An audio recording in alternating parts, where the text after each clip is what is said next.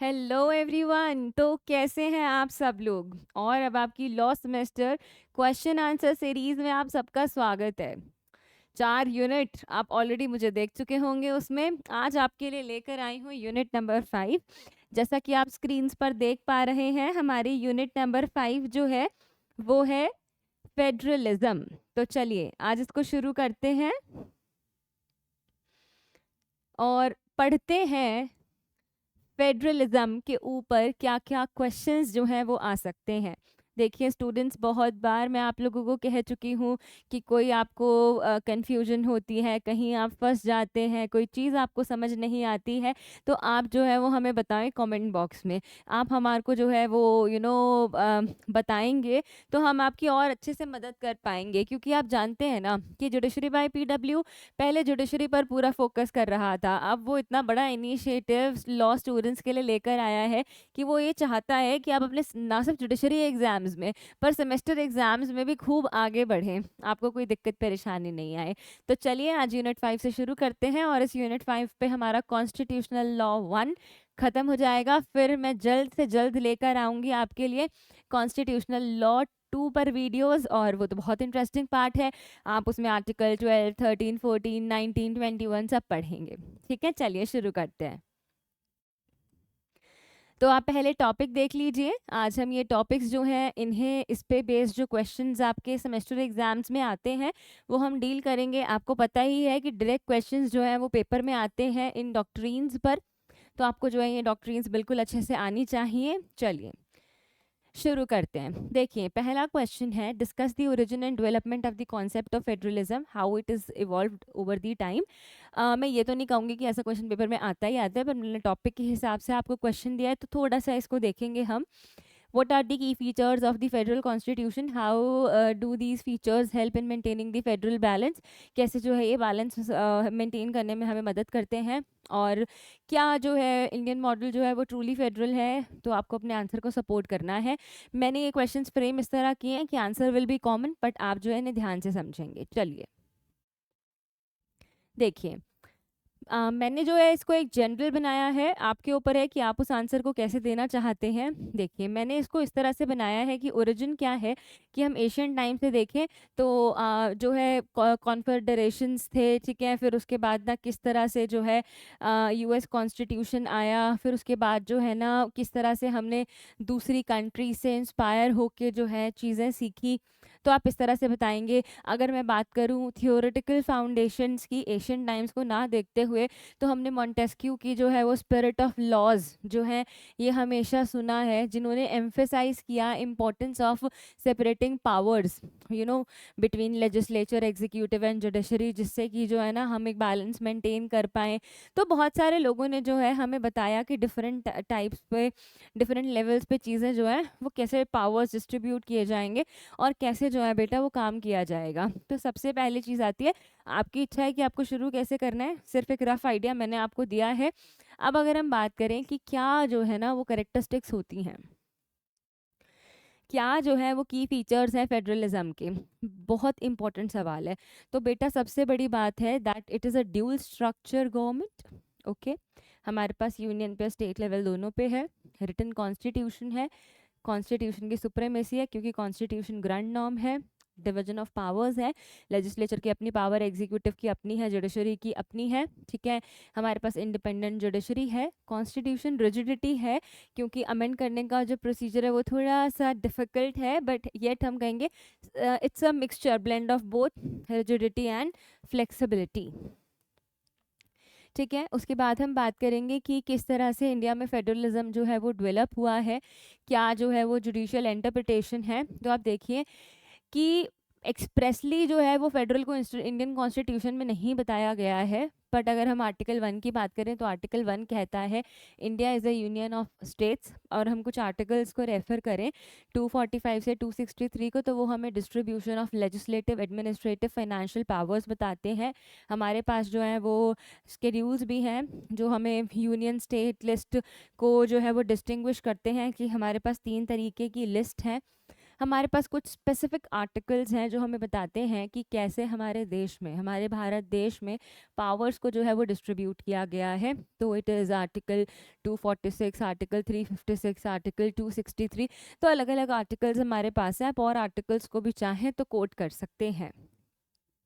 उसके बाद कुछ लैंडमार्क जजमेंट्स हैं जो कि फेडरलिज्म पे हैं। State of West Bengal versus union of India, उन्होंने कहा कि India is not truly federal like US. बिल्कुल नहीं है, क्योंकि क्या कहते हैं, जब आप ये क्वेश्चन पढ़ते हैं कि क्या हमारे पास यूनिटरी ही है, क्या हमारे पास जो है वो फेडरल ही है, unitary is a strong centre, federal is power divided between centre and states, तो हम जो है ना वो केसी वियर की बात को समझते हैं और वो कहते हैं that we are quasi federal, quasi federal, जहाँ पर somewhere we have powers divided between centre and states but we have a strong centre. ठीक है, तो पर अब हम यहाँ पे सिर्फ फेडरल की बात करें तो उन्होंने कहा कि India is not truly federal US की तरह। उन्होंने कहा कि the court justify the central government's power to acquire land in a state for union purposes. तो उन्होंने कहा कहीं ना कहीं we have a slightly strong centre. ठीक है, तो हम ये नहीं कह सकते कि हम ट्रूली जो है वो फेडरल हैं।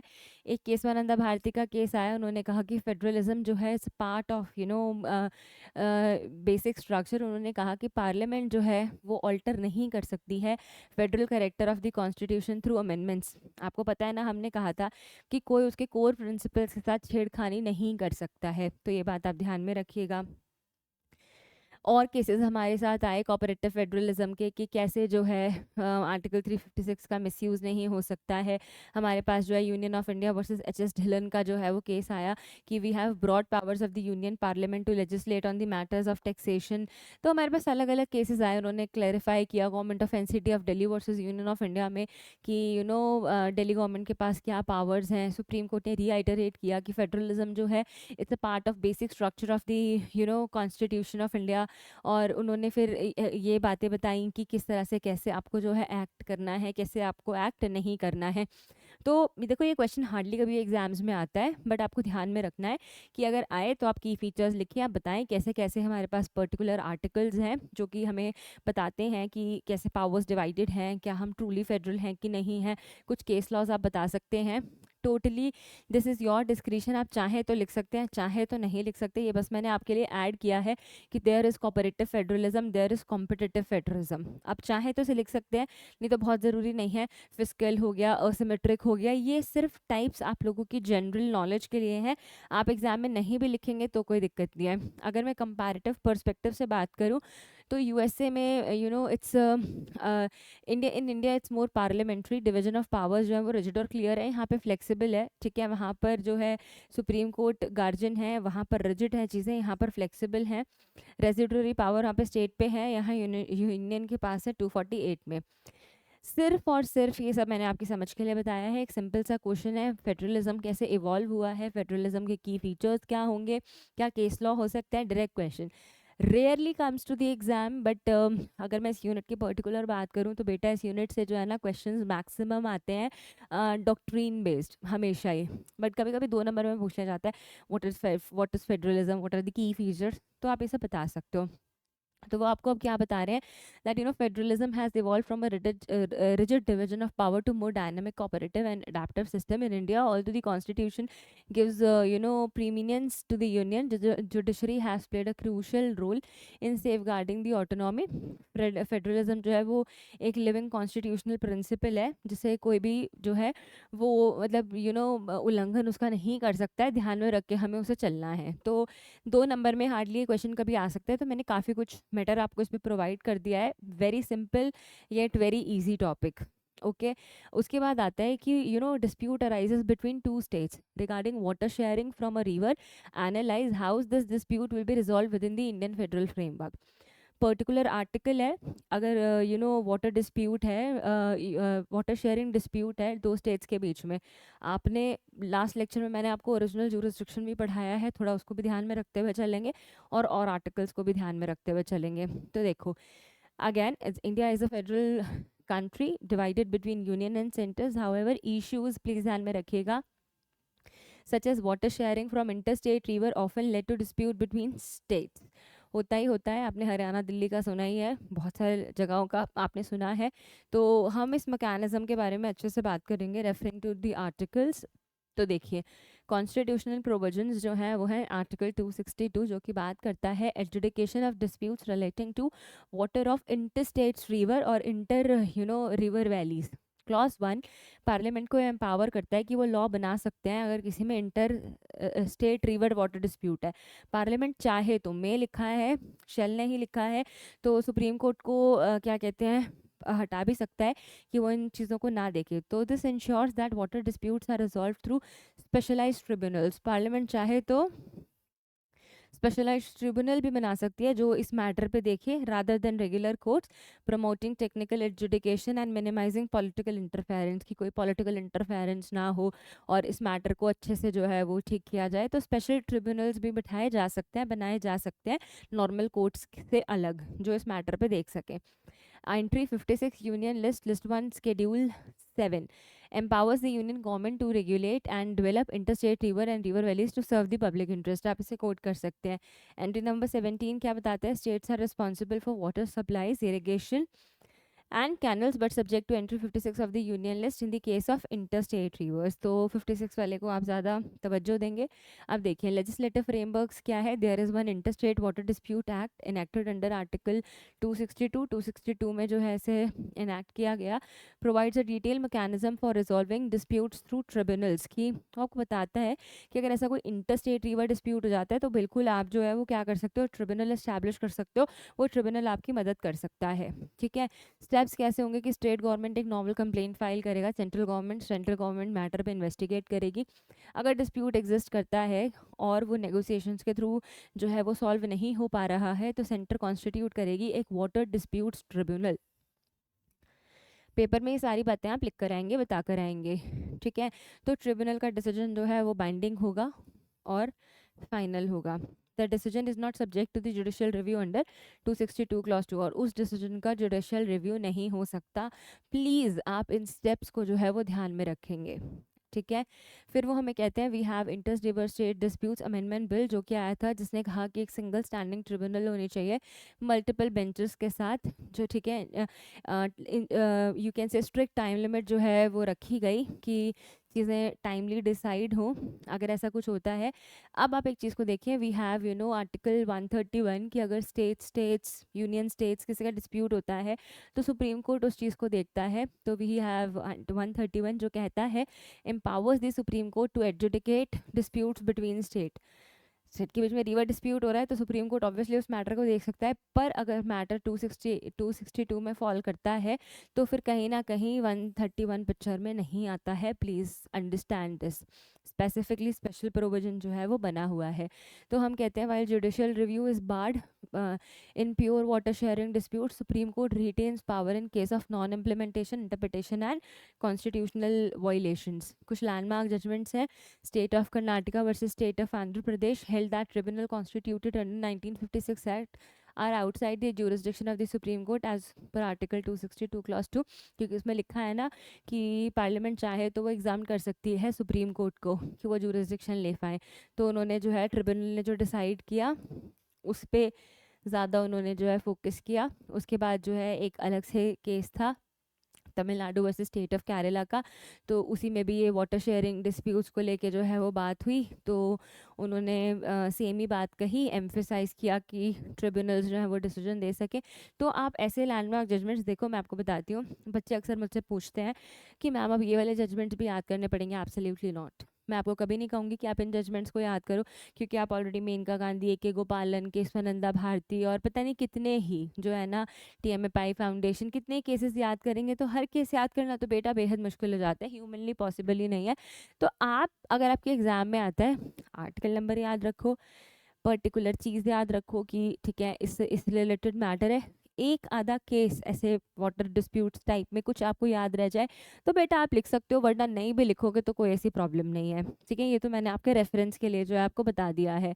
तो आप चाहें तो आप फिर ऐसे वाले केसेस भी जो हैं वो जो है वो बता सकते हैं। अब वो हमें कहते हैं कि यूनियन गवर्नमेंट का क्या रोल है। तो बेटा यूनियन गवर्नमेंट का रोल क्या है? यूनियन गवर्नमेंट का रोल ये है कि वो कंप्लेंट रिसीव करते हैं स्टेट्स से, इन्वेस्टिगेट करते हैं, नेगोशिएट करते हैं, ट्रिब्यूनल्स को बनाते हैं और ट्रिब्यूनल्स का जो डिसीजन आता है वो फिर फाइनल होता ही होता है। तो अब आप देखिए ना, what is this, inter state river water disputes in India are addressed with a well defined federal and constitutional framework. हमारे पास 262 का जो है आर्टिकल है, हमारे पास जो है एक्ट भी है पर्टिकुलर, और हम जो है ट्रिब्यूनल्स को भी बिठा सकते हैं जो कि क्या करेंगी, जो कि हमारे इन वाटर डिस्प्यूट्स को जो है वो डिसाइड करेंगी, और ये बाइंडिंग होंगी, इस पे जुडिशियल रिव्यू नहीं हो सकता। तो आपको जो है इन चीज़ों का ध्यान रखना है, आपको ये चीज़ें बिल्कुल नहीं भूलनी है।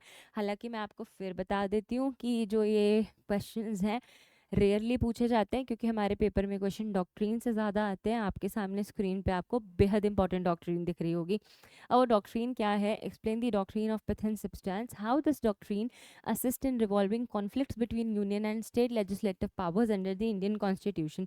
बेटा अब मैं इसमें आपको एक बात बताना चाहती हूँ, अगर आपको कहीं से भी इस पे लैंडमार्क केसेस मिलते हैं, जो कि आपको मिलेंगे ही मिलेंगे, ऐसे तो है नहीं कि नहीं मिलेंगे, तो आपको इसमें लैंडमार्क केसेस ज़रूर पता होने चाहिए, और आपको इसमें लैंडमार्क केसेस ज़रूर लिख कर आने हैं, इफ़ यू रिमेंबर इट। ठीक है, देखिए डॉक्ट्रीन ऑफ पिथन सब्सटेंस एक बहुत इंपॉर्टेंट डॉक्ट्रीन है। वो क्या करती है, वो लेजिस्लेशन के ट्रू नेचर को जो है वो पता लगाने में जो है वो मददगार करती है। कब, पर्टिकुलरली जब कभी कोई कन्फ्लिक्ट अराइज हो जाता है regarding the legislative competence of union and state legislature. कोई लॉ यूनियन ने बनाया, कोई लॉ स्टेट ने बनाया, ऐसा हो रहा है कि ओवर मैच हो रहा है, उनको लग रहा है कि स्टेट ने जो है लॉ बनाया है यूनियन के एक पावर को या उसको जो है वो इन्फ्लुएंस कर रहा है, तो तब जो है हम उसको चेक करने के लिए डॉक्ट्रिन ऑफ पिथन सब्सटेंस जो है वो पिक्चर में आता है। ठीक है, तो उस उन बाउंड्रीज को डिसाइड करने के लिए। तो देखिए, in a federal structure the constitution delineates the legislative powers of the union and states to specific list. हमारे पास लिस्ट हैं जो कि अपने अपने मैटर्स पे जो है वो लॉ बना सकते हैं। We have union list, list 1 जो कि पार्लियामेंट जो है देखता है, फिर उसके बाद हमारे पास जो है लिस्ट 2 है जो कि स्टेट देखता है। कॉन्करेंट लिस्ट में दोनों ही पार्लियामेंट और स्टेट बना सकते हैं। ठीक है, तो अब आप इसको ध्यान से पढ़िएगा, इसकी लाइन को ध्यान से समझिएगा, वो आपको क्या बताना चाहते हैं। When ever a law is enacted by one legislature is challenge on the grounds of encroaching upon the legislative domain of another. एक लेजिस्लेचर ने एक लॉ बनाया, शायद वो लॉ जो है वो दूसरे लेजिस्लेचर के डोमेन में एनक्रोच कर रहा है, तब क्या होगा। मैं आपको इसके लैंडमार्क केस भी बताऊंगी। तो जो हमारे कोर्ट्स हैं उसको चेक करने के लिए बेटा वो doctrine of pith and substance को अप्लाई करते हैं पता लगाने के लिए। उससे हम एनालाइज करते हैं कि क्या ऐसा सच में हुआ है, क्या वो लॉ वैलिड होना चाहिए, क्या वो लॉ इनवैलिड होना चाहिए। तो इस सब को चेक करने के लिए we have doctrine of pith and substance. आप इसको जो है देख सकते हैं कि हम ट्रू लेजिस्लेटिव इंटेंट देखने के लिए जो है इस डॉक्ट्रीन को लाते हैं। अननेसेसरी इनवैलिडेशंस जो हैं उनको प्रिवेंट करने के लिए हम इस डॉक्ट्रीन को यूज़ करते हैं, और फेडरल बैलेंस को प्रिजर्व करने के लिए भी हम इस डॉक्ट्रीन को यूज़ करते हैं। हम इसको लैंडमार्क जजमेंट्स के थ्रू जो है वो थोड़ा सा समझेंगे। पहले तो आप देख लीजिए कि कौन से रेलेवेंट कॉन्स्टिट्यूशनल प्रोविजंस हैं। आर्टिकल 245 जी वो बात करता है law made by parliament and the legislature of states. अभी इसमें डॉक्ट्रीन ऑफ रिपग्नेंसी भी आती है एक, कि कॉन्फ्लिक्ट होता है तो कौन सा प्रिवेल करता है, कौन सा प्रिवेल नहीं करता। अभी हम उस चीज़ को भी देखेंगे। Distribution of legislative powers between the union and state, कौन सी लिस्ट इन लिस्टों के द्वारा, जो कि आर्टिकल 246 बात करता है। तो आपको इन चीज़ों को ध्यान में रखना है कि ये पावर्स जो हैं ये कैसे हो रही हैं। अब देखो हमारे पास ना एक बहुत इंपॉर्टेंट लैंडमार्क जजमेंट है बेटा, आपको इसको लिखना ही लिखना है। इस जजमेंट में क्या हुआ था कि बॉम्बे प्रोहाइबिशन एक्ट ने प्रोहाइबिट किया possession and consumption of alcohol. उन्होंने प्रोहाइबिट किया कि पोजेस नहीं कर सकते, कंज्यूम नहीं कर सकते एल्कोहल को। ठीक है, तो अब इस एक्ट के सामने सवाल आया whether the act encroach upon the union's power to regulate interstate trade and commerce. तो उनका ना क्या सवाल आया बेटा, उनका ये सवाल आया कि अब लेट्स सपोज स्टेट ने एक रूल बनाया कि ठीक है आप पोजेस नहीं कर सकते, आप कंज्यूम नहीं कर सकते। अब सवाल आ गया कि अरे तुम तो जो है वो सेंटर के ट्रेड और कॉमर्स वाले पार्ट पर कहीं ना कहीं एनक्रोच कर रहे हो। तो कोर्ट ने डिसीजन दिया कि उनका हम इधर देखते हैं कि आपने जो चीज़ निकाली है, आपने जो लॉ पास किया है, आपने जो पॉइंट पास किया है, उसका प्राइमरीली इंटेंट क्या है, उसका प्राइमरीली ऑब्जेक्टिव क्या है। तो यहाँ पर उन्होंने कहा कि भाई मेरा प्राइमरीली ऑब्जेक्टिव है पोजेशन एंड कंजम्पशन। हम जो है कहीं ना कहीं इनडायरेक्टली ये मैटर जो है ट्रेड एंड कॉमर्स को इनक्रोच कर रहा है, पर हमारा प्राइमरीली इंटेंट तो पोजेशन ही है ना, कंजम्पशन ही है। तो इसीलिए कोर्ट ने कहा कि उन्होंने अपहेल्ड किया, उन्होंने कहा कि उनका प्राइमरी ऑब्जेक्टिव जो है वो पब्लिक हेल्थ है। तो इसीलिए ना इंसिडेंटली वो जो है अफेक्ट कर रहे हैं, वो चाहते नहीं है, तो इसीलिए ये जो है क्या रहेगा, वैलिड रहेगा। ठीक है। ऐसी एक अगेन लैंडमार्क जजमेंट कि बंगाल मनी लेंडर्स ने ना कुछ लिमिट रेट ऑफ इंटरेस्ट किया और ना अमाउंट जो है वो मनी लैंडर्स के थ्रू ही रिकवरेबल था। तो बात ये आई कि क्या ये जो एक्ट है ये यूनियन के जूरिसडिक्शन को इनक्रोच तो नहीं कर रहा, क्योंकि जब उन्होंने इस तरह से कहा कितना रेट ऑफ इंटरेस्ट है, तो इनडायरेक्टली कहीं ना बेटा उसमें क्या हो रहा था कि वो प्रोमिसरी नोट वाले एरिया को भी कवर कर रहा था। प्रोमिसरी नोट जो है वो यूनियन में फॉल करता है। तो इधर क्या हुआ कि प्रीवी काउंसिल ने अपहेल्ड किया और एम्फेसाइज किया कि क्या कहते हैं, जो जिसकी वो बात कर रहे हैं मनी लेंडिंग की, वो स्टेट सब्जेक्ट है, और बेशक इंसिडेंटली या इनडायरेक्टली वो इंक्रोच कर रहा है प्रोमिसरी नोट को, तो ऐसा कुछ गलत नहीं कर रहा वो, क्योंकि प्राइमरीली उनका ऑब्जेक्ट जो है वो मनी लेंडिंग वाली चीज़ पे है। ठीक है। उसके पास हमारे पास केस आता है स्टेट ऑफ राजस्थान वर्सेस जी चावला। मैंने कोशिश की है कि जो पीछे दोनों केसेस हैं, दो दी लैंडमार्क जजमेंट्स, आप अपने पेपर में ज़रूर उसको लिख कर आएँ। ठीक है। तो अब आते हैं राजस्थान साउंड सिस्टम्स एक्ट, जिसने रेगुलेट किया use of amplifiers to prevent noise pollution. तो इस एक्ट में तो इस पर एक इशू आया कि क्या जो है वो एक्ट इंक्रोच नहीं कर रहा upon the union jurisdiction upon the telegraphs and the broadcasting. तो सुप्रीम कोर्ट ने कहा कि एक्ट का प्राइमरी फोकस पब्लिक हेल्थ है, और बेशक ये स्टेट सब्जेक्ट है, इनडायरेक्टली वो कर रहा है तो कोई दिक्कत नहीं है, वो वैलिड होगा। तो अगर मैं बात करूँ doctrine of pith and substance की, तो आपको पता ही है कि हमें ट्रू नेचर उसका निकालने के लिए कि ओवरलैपिंग हो रही है कि नहीं हो रही है तो कितने हद तक वैलिड है, ये सारी चीज़ें बेटा देखने के लिए हम doctrine of pith and substance को जो है वो लाते हैं। अब उसके बाद आता है explain the doctrine of repugnancy under 254 of the Indian constitution.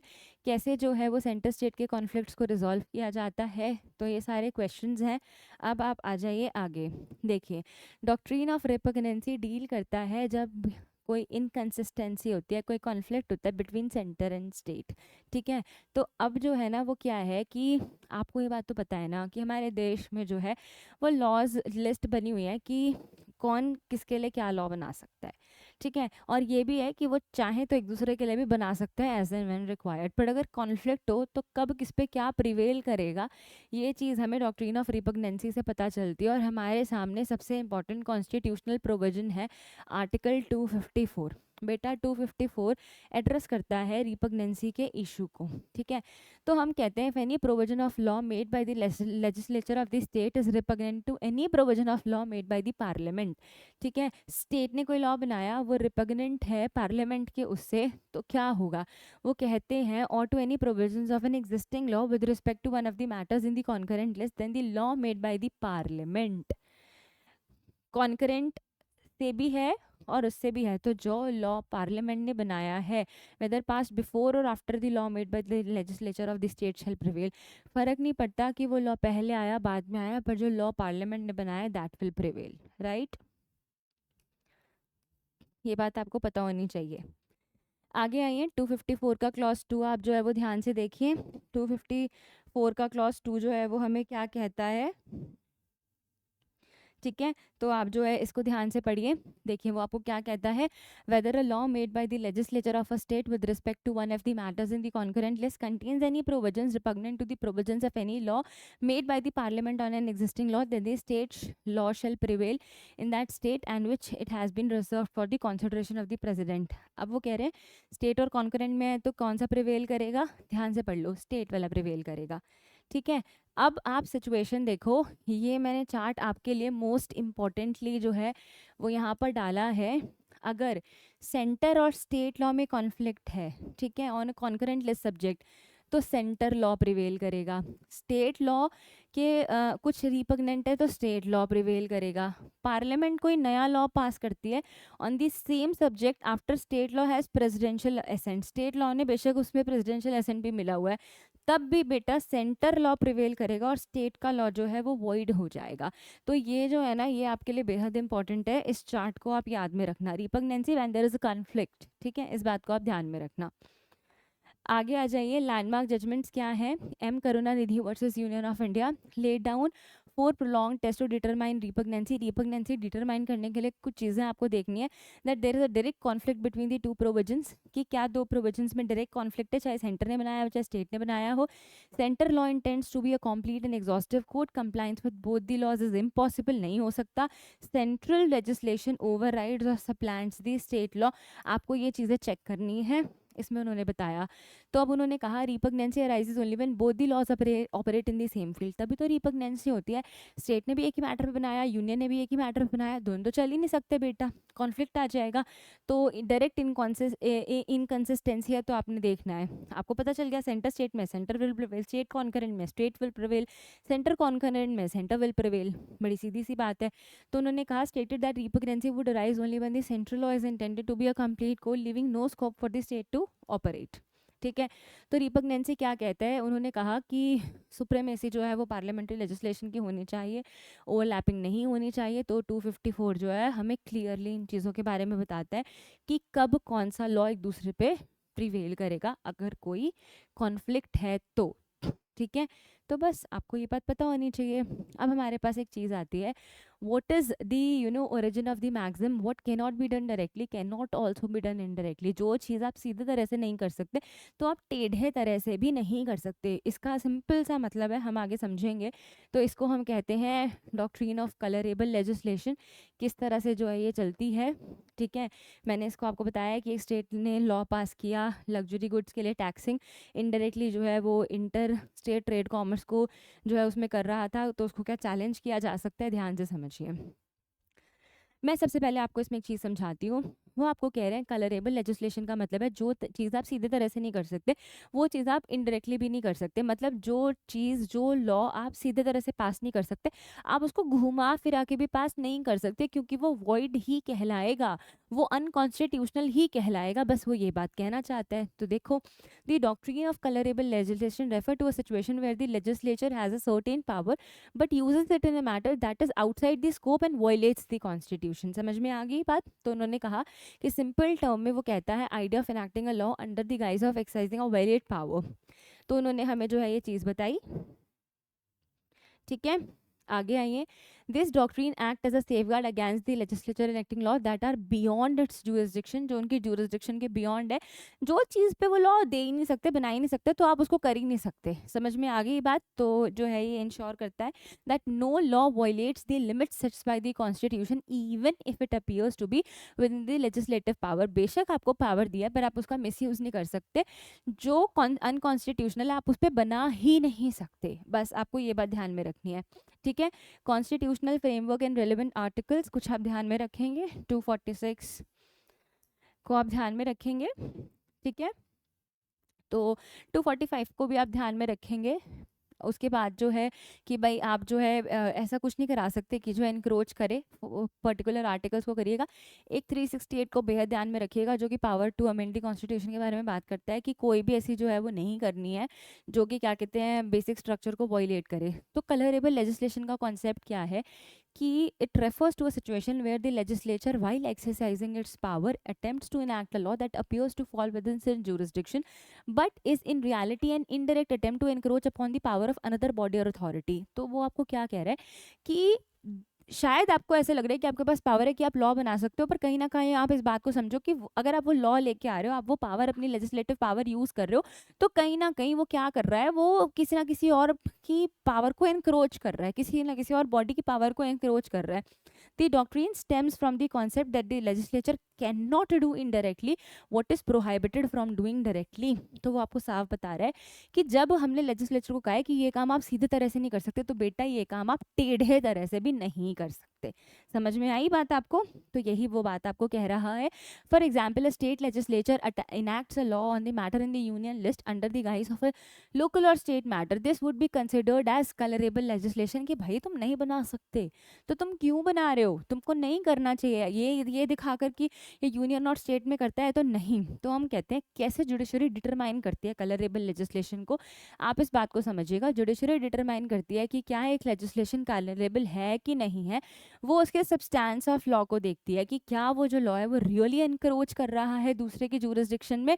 अगर ऐसा हो रहा है तो आप वो काम नहीं कर सकते।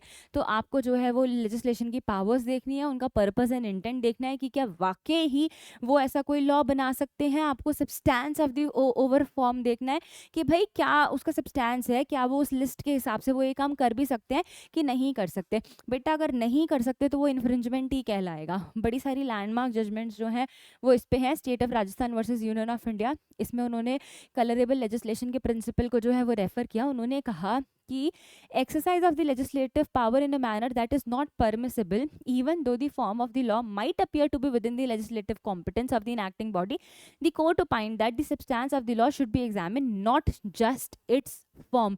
उन्होंने कहा आपको लॉ का सब्सटेंस देखना है। अगर आपको ऐसा प्रतीत हो रहा है कि क्या कहते हैं उनके पास लेजिस्लेटिव पावर है तो आपको ये नहीं देखना कि वो किस फॉर्म का है, आप सब्सटेंस भी देखिए कि क्या आप बना भी सकते हैं या नहीं बना सकते।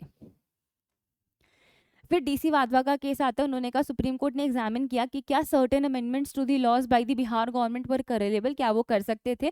तो ऐसा लगा कि कहीं ना कहीं उन्होंने जो है वो काम इस तरह से किया। कोर्ट ने कहा constitution does not allow the legislative body to bypass constitutional requirements through colourable laws, तो आप ऐसा नहीं कर सकते। बस उन्होंने इतनी सी बात बताई। ठीक है, के वर्मा का केस है कि ट्रू नेचर आपको देखना है, फॉर्म नहीं देखना है, सब्सटेंस देखना है। अगर कोई एनक्रोच करता है तो आपको ध्यान में रखना है।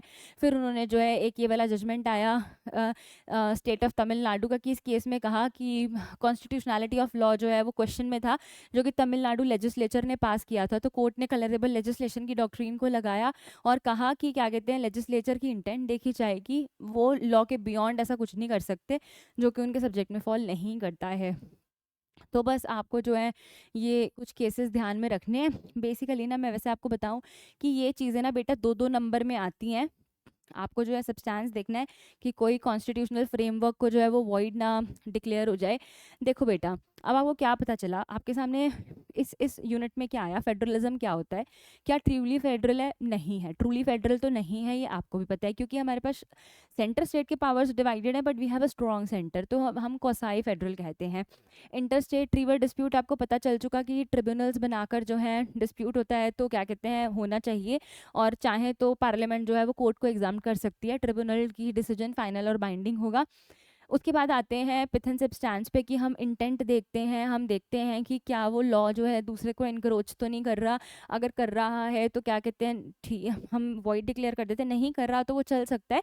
हमें बेसिकली ये देखना है कि उनका प्राइमरीली ऑब्जेक्टिव क्या है। हमने कहा रिपग्नेंसी क्या है, सेंटर स्टेट में कॉन्फ्लिक्ट है तो कौन सा प्रिवेल करेगा, स्टेट कॉन्करेंट में तो कौन करेगा, ठीक है, और सेंटर या कॉन्करेंट में तो कौन करेगा। तो हमें पता चल गया centre will prevail, state concurrent में स्टेट विल प्रिवेल, तो हमें ध्यान में रखना है। कलरेबल लेजिस्लेशन एक सिंपल सी चीज़ है, हमारे पास लिस्ट है, यूनियन स्टेट और कॉन्करेंट की लिस्ट है, सबके पास डायरेक्टिव्स हैं, सबकी लिस्ट में चीज़ें दी हुई हैं कि कौन किसके लिए लॉ बना सकता है। तो अगर आप दूसरे के उसमें रखेंगे और अपनी पावर को ऐसा प्रतीत होता है कि आपके पास ऐसी पावर है और आप इनक्रोच करके कुछ और बना लेते हैं, तो हम आपको कह रहे हैं कि देखो आपको फॉर्म नहीं देखना, आपको सब्सटेंस ऑफ द लॉ देखना है, ठीक है। तो कलरेबल लेजिस्लेशन आपको कहता है जो काम आप सीधे तरह से नहीं कर सकते वो काम आप टेढ़े तरह से इनडायरेक्टली मैनर में भी नहीं कर सकते। बस इतनी सी बात है, छोटी सी जो है ये यूनिट है बेटा। आई होप आपको अच्छी लगी होगी, समझ में आई होगी। कोई डिफिकल्टी लगे तो आप मुझे कमेंट बॉक्स में बता सकते हो। मेरी हमेशा कोशिश ये होती है कि मैं भर भर के आपको लैंडमार्क जजमेंट्स दूँ और आप इसे पढ़कर जो है वो समझ लें और आंसर लिख पाएँ।